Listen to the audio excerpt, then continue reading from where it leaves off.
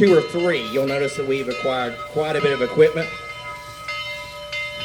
And fortunately, we were able to sustain this past year and a half. And we're very thankful for that opportunity. Now, the turntable we're using today was originally built in 1916 by the American Bridge and Iron Company up in Pennsylvania. Now, the turntable, just like most were, being at that age, were non-motorized. In other words, they were turning these locomotives around by hand. Now, let me tell you '01's history. It was hand-fired. And it was actually sold to the Kentucky and Tennessee Railroad before it could be modified with a stoker. Now, a stoker is essentially like a large auger that continuously feeds the coal from the tender into the firebox rather than having to hand fire. What they're doing right now is making sure it's balanced.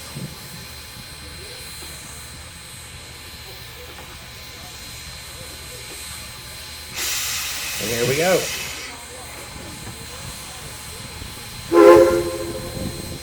Now, sold to that short line operation, the K&T operating out of Stearns, Kentucky.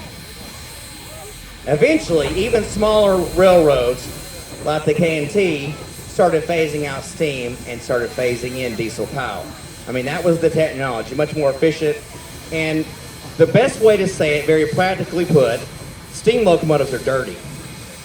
And they require a great amount of maintenance, even when they're in use. Even when they're in use, you have to do consistent boiler washes.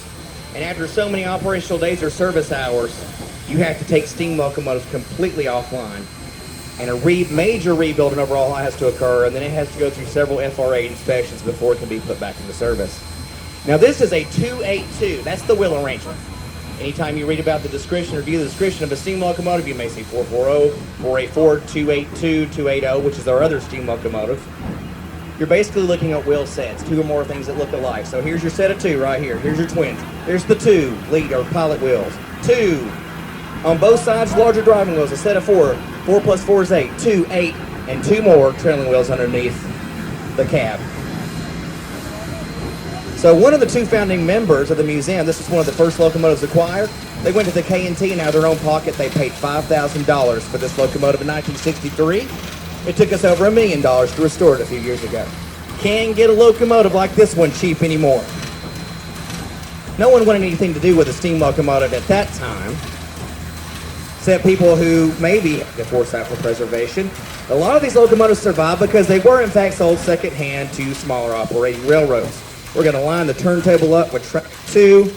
Once we feel confident that it is in alignment, the engineer is going to bring the '01 off the table and it's going to pass right by our coaches there on track 1. By the way, there's 8 tracks leading into the yard here, 7 and 8.